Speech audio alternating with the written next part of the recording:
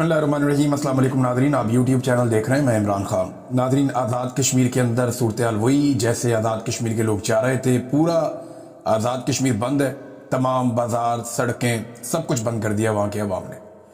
और जो अवामी action committee है उसकी कॉल के ऊपर उन्होंने लब्बैक कहा। अब पाकिस्तान के अंदर जो मीडिया है, जिसको आप इलेक्ट्रॉनिक मीडिया कहें या वो डिजिटल मीडिया जिसको एस्टेब्लिशमेंट कंट्रोल करती है, मिलिट्री एस्टेब्लिशमेंट या मौजूदा हुकूमत के ज़ेर तसल्लुत जो मीडिया है, वो ये साबित करने पे तुला है जी कि ये मुकम्मल तौर पे नाकाम हो गई।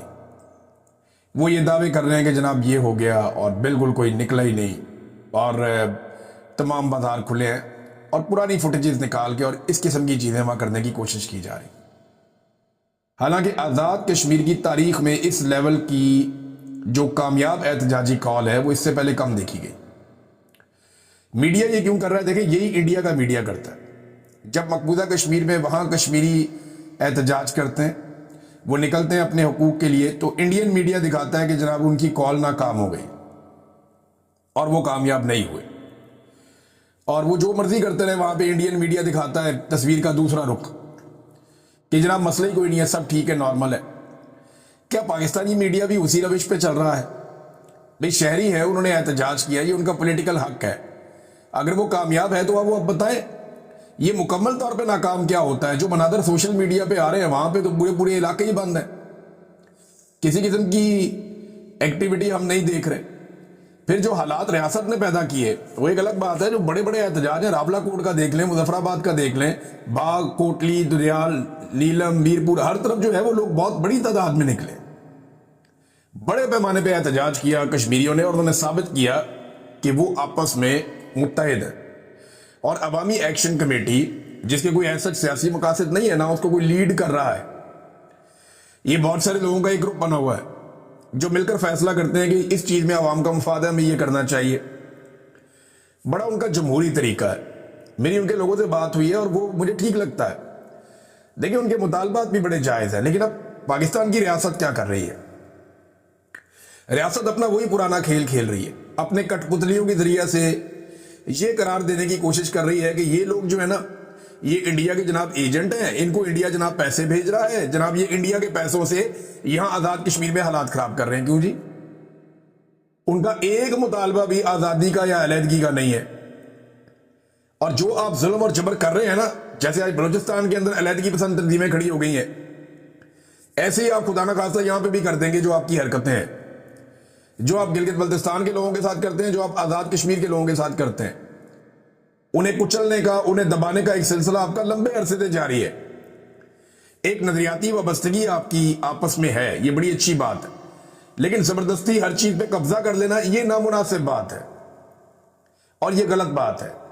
जहां पे जो मेन जगह होती है वहां पे जाके आप बैठ जाते हैं, कब्जा कर लेते हैं। मकामी लोग देखते हैं कि यार हमें कुछ भी नहीं मिलता, ये जिधर दिल करता है, चाहे गिलगित बल्तिस्तान है, चाहे स्वात है, चाहे नारान है, चाहे जनाब ये आजाद कश्मीर है, जहां पे कोई इंपॉर्टेंट जगह, खूबसूरत जगह, वहां पे जाके ये अपना अड्डा लगा लेते हैं कि जनाब सिक्योरिटी की वजह से हमें यहां पे अपना वो बनाना पड़ेगा। बाद में वहां पे इनकी फैमिलियां मौजें कर रही होती हैं। ये मैंने खुद देखा है। स्वात के अंदर अगर आप मालम जब्बा की तरफ जाएं तो जो सबसे खूबसूरत और मेन पहाड़ आता है ना, वहां पे आपकी फौज बैठी हुई है, पता नहीं क्यों। मादी में कहा गया जी तालिबान के आने का खतरा, तालिबान तो चले गए, लेकिन वहां पे अब मेस बने हुए हैं बड़े खूबसूरत और रेस्ट हाउसेस बने हुए हैं। मैंने वहां मुकामी लोगों से पूछा, उन्होंने कहा जी यहाँ पे अफसरान की खानदान आके ठहरते हैं, वो यहाँ पे एंजॉय करते हैं, उनकी फैमिली जब आती है तो वो होटलों में नहीं रहते, वो यहाँ पे आके रहते हैं। तो जब ऐसे हर जगह पे आप कब्जा करेंगे तो मुकामी लोग रिएक्शन देते हैं। वही रिएक्शन आज आपका दरवाजा खटखटा रहा है। कब्जे के साथ काम चलता नहीं है। कश्मीर जनाब पूरा बंद हो गया और फिर वहां पे हालात खराब करना शुरू कर दिए। एग्जैक्टली वही कोशिश की गई जो 9 मई को हुई थी। जो हमने पंजाब में देखा था, पाकिस्तान में बाकी एरियाज में देखा था, वही हम उससे मिलता जुलता आजाद कश्मीर में देख रहे हैं। सादा कपड़ों में लोग हैं, उनमें से कुछ लोगों ने मुंह के ऊपर नकाब पहने हुए और लोग धड़ाधड़ फायरिंग कर रहे हैं। सिक्योरिटी फोर्सेस वहां पे मौजूद हैं, लोग मोबाइल फोन से वीडियोस बना रहे हैं, लेकिन इसके बावजूद उन्हें रोकने वाला कोई नहीं और वो सीधे फायर कर रहे हैं। अब ये सादा कपड़ों में बैठे हुए लोग कौन हैं? वहां पे जो सादा कपड़ों के लोग मौजूद हैं, ये कौन लोग हैं जिन्हें इजाजत है कि वो इंसानों के ऊपर गोलियां बरसा सकते हैं? जो अवामी एक्शन कमेटी के लोग हैं वो कह रहे हैं जी आप श्रीनगर का लाल चौक बनाना चाहते हैं, यहां पे کیا اسی طرح یہاں پہ قتل عام کرنا چاہتے ہیں؟ ایک نوجوان شہید ہو گیا وہاں، لگ بھگ 1 درجن نوجوان کہتے ہیں زخمی ہو گئے، اور ان کو جب موٹر سائیکلوں پہ ڈال کر اسپتال لے جایا جا رہا تھا تو وہ رستے میں بھی نعرے لگا رہے تھے اپنے حقوق کے لیے۔ اور آزاد کشمیر میں گولی چلنے سے لوگ بھاگے نہیں ہیں، ریاست ہوش کے ناخن لے۔ ڈی چوک میں تو گولی چلی ہے تو علی امین گنڈا پور بھاگ گیا، جب گنڈا پور نکلا تو باقی لوگ بھی چلے گئے، لیکن یہاں پہ آزاد کشمیر میں لوگ بھاگے نہیں ہیں، وہاں ڈٹ کے کھڑے ہیں۔ گولی چلنے کے بعد زیادہ بڑی تعداد میں نکل کے سامنے آ گئے اور سارے کے سارے ایریاز پہ کنٹرول کر دیا اور سارا کچھ بند کر دیا انہوں نے۔ اب موبائل انٹرنیٹ بند ہے، لوگ ویڈیو بڑی مشکل سے وہاں سے پوسٹ کرتے ہیں، 2 گھنٹے 3 گھنٹے بعد انفارمیشن آتی ہے۔ کئی علاقوں میں بجلی بھی بند ہے، لوگ ریاستی اداروں اور پالیسی سازوں کے خلاف لگاتار نعرے بازی کر رہے ہیں، اور تشدد اور فائرنگ جو ہو رہی ہے اس کو ریاستی دہشت گردی لوگ قرار دے رہے ہیں۔ مقامی رہنما جو ہیں وہ بار بار یہ کہہ رہے ہیں، اور جتنے انٹرویوز آ رہے ہیں ان میں ہم سن رہے ہیں کہ وہ یہ کہتے ہیں جی مقبوضہ کشمیر میں وہاں پہ بھارت ہمارے ساتھ ظلم کرتا ہے، یہاں آزاد کشمیر میں وہی روش ہمارے ساتھ پاکستانی ریاستی اداروں نے رکھ لی ہے۔ یہ کتنا بڑا ظلم ہے جو ہمارے ساتھ ہو رہا ہے، لیکن فرق صرف اتنا ہے کہ وہاں پہ غیر مسلم مارتے ہیں، یہاں پہ مسلمان بھائی مار رہے ہیں۔ یہ ان کے لوگوں نے وہاں کھڑے ہو کر بار بار کہا، لیکن لوگ بھاگے نہیں، لوگ ڈٹ گئے۔ کشمیر کے لوگ اپنے مینڈیٹ کے لیے ڈٹ گئے ہیں۔ یعنی جو سب سے بڑا مسئلہ ہے نا، یہ باقی سارے مسئلے چھوٹے چھوٹے ہیں۔ اگر کشمیر کی سیاست سے اسٹیبلشمنٹ کے کردار کو ختم کر دیں، اگر کشمیری اپنا مینڈیٹ حاصل کر لیں اور اپنے منتخب نمائندوں سے اپنی حکومت چلوائیں تو باقی سارے مسئلے حل ہو جائیں۔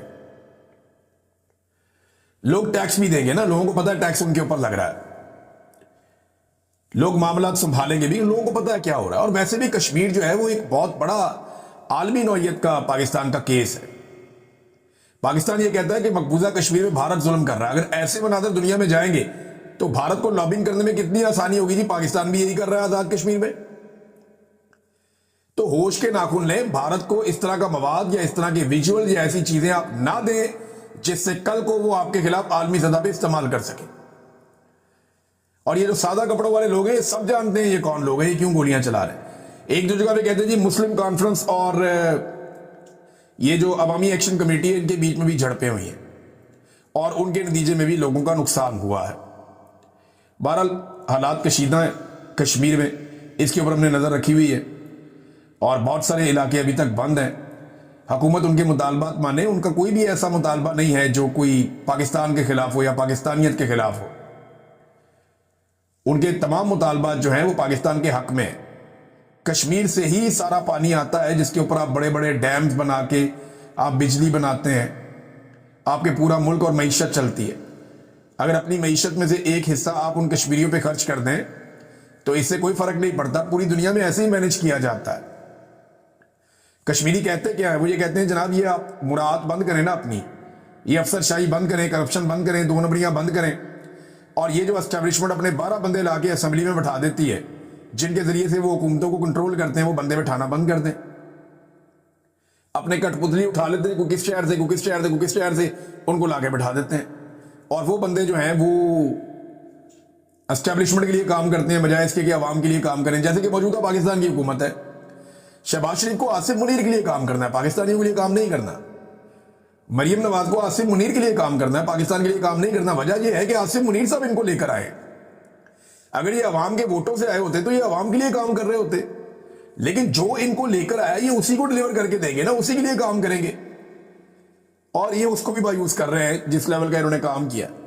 ناظرین، عمران خان صاحب سے ملاقات ہو گئی صبح صبح گنڈا پور کی۔ اب آپ کو بھی جھٹکا لگا ہوگا، میں بھی حیران ہو گیا کہ یہ گنڈا پور کیسے پہنچ گیا 7:30 بجے۔ صبح صبح جیل کا دروازہ کھولا، گنڈا پور اندر۔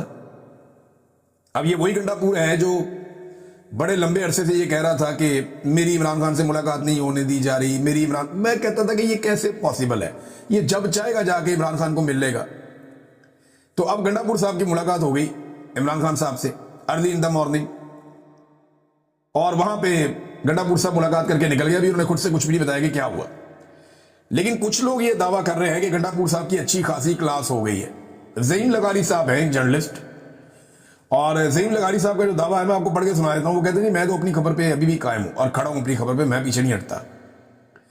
وہ کہتے ہیں عمران خان صاحب نے گنڈا پور پر برف پڑے वजीर आला खैबर पख्तूनख्वा ने सर झुकाकर खामोशी इख्तियार किए रखी। मामला तो गले पड़ गया ना गंडापुर के। वो पाकिस्तान तहरीक इंसाफ के कारकुनों की जो उन्होंने तजलील और तजहीक की है ना, वो गले पड़ गया।